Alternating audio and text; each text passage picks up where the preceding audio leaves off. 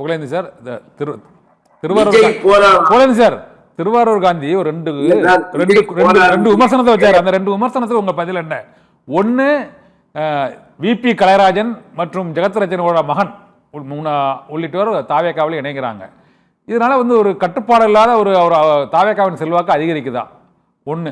ரெண்டாவது, ஜாதி வாரி கணக்கெடுப்பு தொடர்பாக நான் கடந்த 5 ஆண்டுகளில் எந்த விதமான நடவடிக்கையும் எடுக்கல, அதனால தான் வட மாவட்டங்களில் திமுகவுக்கு தோல்வி அப்படின்னு காந்தி சொல்றாரு. அது ரெண்டுக்கு பதில் சொல்லுங்க சார், சுருக்கமா சொல்லுங்க.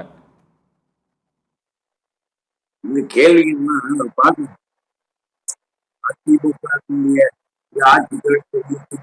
அதிமுக விலைக்கு பேசுறாங்களா, இப்படிப்பட்ட அப்படின்னா உங்களுடைய கேள்விகள் இருக்கலாம். அறிவிப்பு பெற என்ன முயற்சி பண்ணிருக்கலாம்.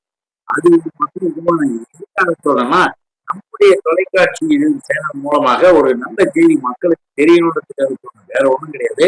அதே நேரத்துல தேவையில்லாத கம்ப்ளைண்ட், இப்போ திராவிட முன்னேற்ற கழகம் ஒண்ணு யாரையும் விலைக்கு வாங்கி உடனே இதை கண்டுக்கணும், அதை போகணும்ன்ற எண்ணங்கள்லாம் எப்பயுமே இல்லை. ஆனால் இன்றைக்கு தேவையில்லாமல் எங்களுடைய முன்னாள் அமைச்சரின் மீது எங்களுடைய மாவட்ட செயலாளருக்கு புகாரை கொடுத்து தேடிக்கிட்டு இருக்கிறோம், கம்ப்ளைண்ட் மட்டும் எல்லாம் செய்யறோம் போறோம் இப்ப செஞ்சுட்டு இருக்கிறாங்க. நான் மீண்டும் சொல்றேன், எந்த வழக்காக இருந்தாலும் சரி அதை நீதிமன்றத்தில் சந்திக்க நாங்கள் தயார்னு எங்க சொல்லிட்டாங்க. எங்க மாவட்ட செயலக முன்னாள் அமைச்சர்கள் சொல்லிட்டாங்க. இன்னைக்கு செந்தில் பாலாஜி சுற்றி வளைக்கிறாங்களாம். ஆட்சி கவிழ்ப்பு முயற்சி இல்லையா? என்ன உங்களால ஒண்ணு எதுக்காக அவர் மேல தேவையில்லாத பழி? நீங்க ஒரு 230 கைது பண்ணுவீங்க, அதுல யாராவது ஸ்டேட்மெண்ட் வாங்குவீங்க, அந்த ஸ்டேட்மெண்ட்டை வாங்கி இவர்தான் அதுக்கு காரணம் சொல்லி அதை மாதிரியான காவல்துறை மூலமாக செய்கிற வேலைகளை எங்க நீதிமன்றத்துல தெரியும். முன்னாள் அமைச்சர்கள் மாவட்ட செயலர்கள் எந்த விதமான தவறும் செய்யல.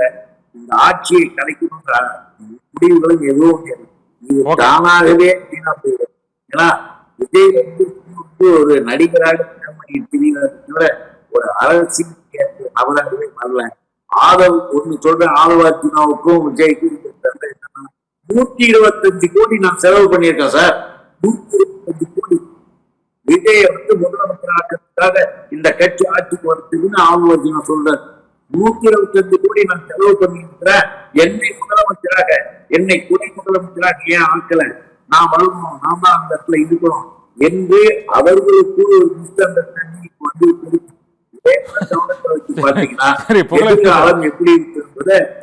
மக்கள் முடிவு பண்ணுவாங்க. நன்றி sir, Pugazhendhi sir. Gandhi sir, Thiruvarur Gandhi sir, இப்போதைக்கு நாங்கள் ஆட்சி கவிழ்ப்பு முயற்சி, புகழேந்தி சார் அவருடைய ஆடியோ கிளியரா இல்லைன்னா கூட அவர் சொன்ன விஷயம் என்னென்னா, ஆட்சி கவிழ்ப்பு முயற்சியில் நாங்கள் ஒருபோதும் ஈடுபடவில்லை, அது வழக்குகள் மூலமாக நாங்கள் சந்தித்து அதை நிரூபிப்போட அவர் சொல்லியிருக்கிறார். ஒன்று. ரெண்டாவது, நீங்கள் கேட்ட அந்த மற்றொரு கேள்வி தொடர்பாக அவருக்கு அது சரியாக போய் சேரலாம், அவர்கள் பதில் கூறலை அதுக்கு. இருந்தாலும் இப்போதைய நிலவரப்படி அந்த 118 என்ற எண்ணை அவர்கள் எட்டுவதற்கு தொடர் முயற்சிகளாக இந்த 5 மாதங்களும் ஈடுபட்டு கொண்டிருக்கிறார்கள் என்பதை மறுக்க முடியாது. இப்போதைக்கு குதிரை பேரம் நடத்தியது என்று அதிமுக திமுக தாவேகா பேர் குற்றம் சாட்டும், தாவேகா திமுக மீதும் குற்றம் சாட்டுகிறது. நீங்க பொதுவா எப்படி பாக்குறீங்க? யார் தப்பு பண்றா? நிறைவா சொல்லுங்க.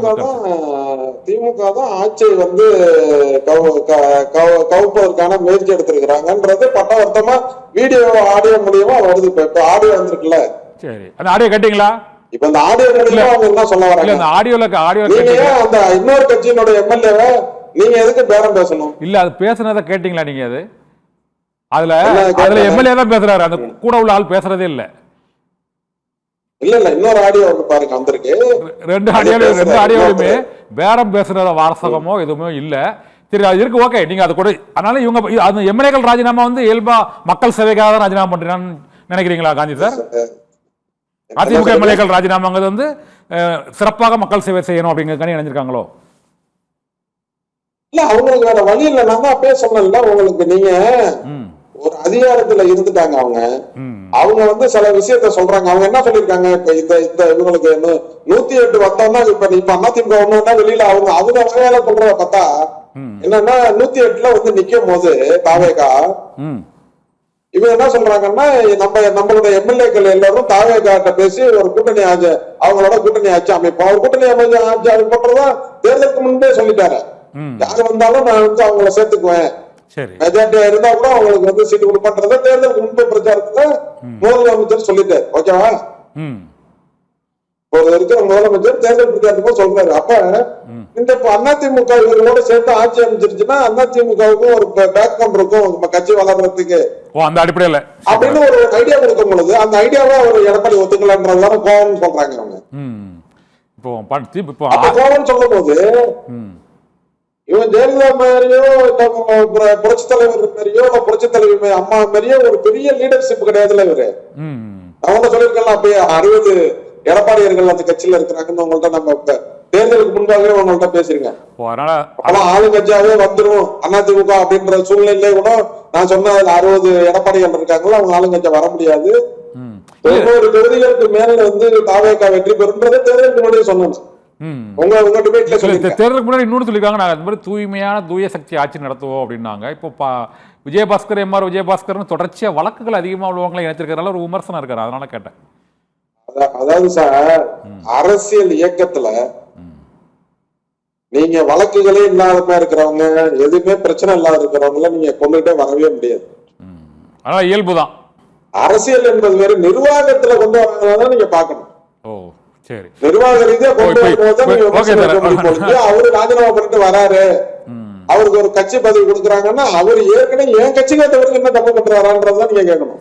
முன்னால பண்றது ஒண்ணும் பிரச்சனை இல்லை, அப்படி எடுத்துக்கலாமா? என் கட்சிக்கு வந்த பிறகு என் கட்சியில சேர்ந்த பிறகு அவர் தப்பு பண்ணிருக்கிறாரா, என்னுடைய கட்சியினுடைய உறுப்பினரான பிறகு அவர் தப்பு பண்ணிருக்கிறாரான்றதை என்னட்ட கிளைம் பண்ண முடியும். இப்போ வரது அது ஒண்ணும் நான் வந்து தாவேகாவுக்கு ஆதரவாளர் கிடையாது, நான் பொதுவா சொல்றேன்.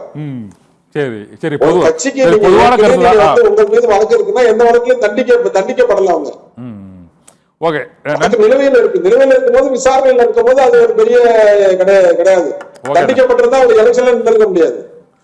அதனால விசாரணையில இருக்கு. என்னுடைய இயக்கத்துக்கு வந்த பிறகு அவர் தப்பு பண்ணிருக்கிறார். நிறைவு கருத்தா இருக்கிறார் புகழேந்தி சார். அதுதான் நீங்க தூய சக்தின்னு எடுத்துக்கணும். புகழேந்தி சார், அந்த இப்ப என்னங்க சொல்றீங்க அப்படின்றதெல்லாம் கேட்க கூடாது. இல்ல காஞ்சார் படத்தெல்லாம் நீங்க இல்ல காஞ்சார் நீங்க சொல்றது அவர் எம்எல்ஏ ஆன பிறகு அவர் தப்பு பண்ணிருக்கிறாரா அப்படின்னு பாக்கணும். ஓகே காஞ்சி சார், புகழேந்தி சார், காஞ்சி சார் சொல்றது நீங்க எப்படி எடுத்துக்கிறீங்க? அதுதான் தூய சக்தின்னு சொல்ல முடியும்.